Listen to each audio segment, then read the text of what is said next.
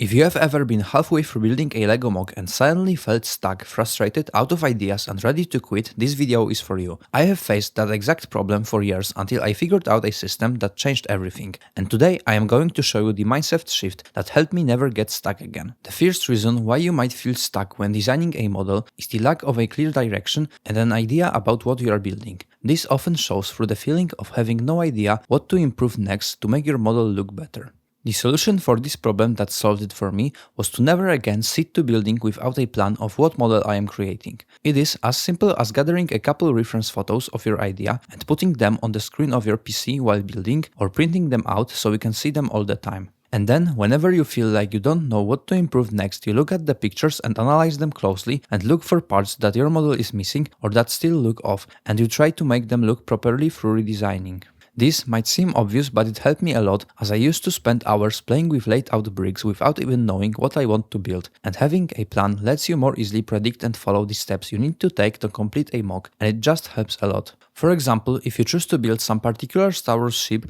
you already know that you need to gather grey parts and you know the rough shape you need to recreate for the model to look like a ship, and it's way easier to recreate something than make stuff out of your mind not following any directions. The other reason why you might feel stuck at a build is when you have some idea of what you want to achieve, but you can't get it working or don't know how to actually build it from LEGO. And this is harder to resolve as it's more specific, but what often helps me in such situations when I get frustrated because I have tried couple different solutions and none of them seem to look or work as I wanted, is taking a break from that part of the model and either abandon it for a couple days and come back later with a fresh perspective and motivation, or just move to a different, easier to build part of your model where you can try to resolve a different problem which might restore your motivation when you actually succeed, or just give your mind space to rest and think of new ideas. It's sometimes super annoying to have such a part that you can't build properly, but as I said, the key to get unstuck with it is to just rest and tackle it later with a fresh mind. Another thing that might help you is to study the advanced building techniques that actually are just getting to know different parts you aren't used to using before, as this might open up your mind a bit and give you a bigger toolbox of options to test in your models. Some techniques I would recommend you to explore are the SNOT and how all of the SNOT pieces can be used separately and together in different contexts and to achieve different things.